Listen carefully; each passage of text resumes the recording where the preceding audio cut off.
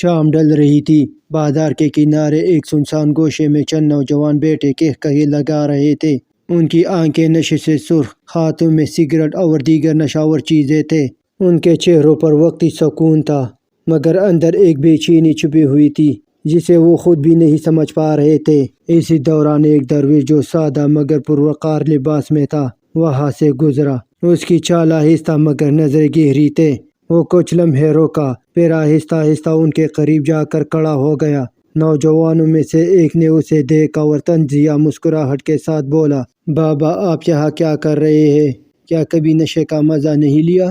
درویش مسکرایا اور نرمی سے بولا، نہیں بیٹا، میں نے نشہ نہیں کیا، مگر میں نے ایسے کئی لوگوں کو دیکھا ہے جو اس کی زنجیر میں قید ہو چکے ہیں۔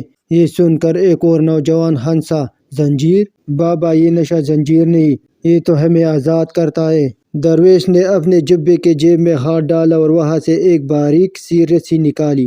اس نے وہ رسی ایک نوجوان کو دی اور کہا، توڑ سکتے ہو؟ نوجوان نے مسکراتے ہوئے رسی کو کھینچا اور جھٹ سے توڑ دیا۔ سب ہنسنے لگے۔ درویش نے اب اپنے جبے سے ایک اور رسی نکالی جو پچھلی کے مقابلے میں کچھ زیادہ مضبوط تھی۔ اس نے وہی نوجوان کو دیا اور کہا، اب اسے توڑو۔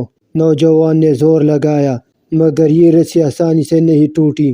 اس نے مزید زور لگایا لیکن ناکام رہا۔ اب باقی نوجوانوں نے بھی کوشش کی مگر کوئی بھی اسے توڑ نہ سکا۔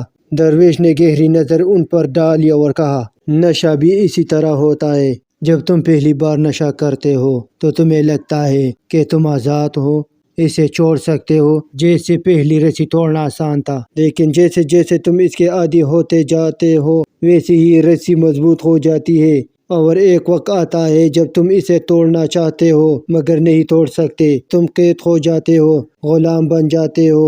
یہ سنتے ہی نوجوانوں کے چہرے سے مسکراہٹ غائب ہو گئی۔ وہ ایک دوسرے کو دیکھنے لگے۔ وہ جانتے تھے کہ درویش ٹھیک کہہ رہا تھا۔ پہلے تو نشہ تفریح لگتا تھا مگر اب وہ اس کے بغیر رہ نہیں سکتے تھے۔ درویش نے نرمی سے کہا، ابھی وقت ہے، یہ رسی پوری زنجیر نہیں بنی، اسے توڑ دو، ورنہ ایک دن تمہیں یہ توڑ کر رکھ دے گی۔ حقیقی سکون اس چیز میں نہیں جو وقتی طور پر غم بھلا دے، بلکہ اس میں ہے جو زندگی کو بہتر بنائے، تمہارے خوابوں کو حقیقت میں بدلے۔ یہ کہہ کر درویش نے اپنے جبے کو سنبھالا اور آگے بڑھ گیا۔ نوجوان خاموش بیٹھے رہے۔ پھر اچانک ایک نوجوان نے اپنی سگریٹ زمین پر پھینکی اور مسل دی۔ دوسروں نے بھی اپنے نشے کی چیزیں دور پھینک دے۔ درویش جا چکا تھا مگر اس کی نصیحت ان کے دل میں ہمیشہ کے لیے گونجتی رہے گی۔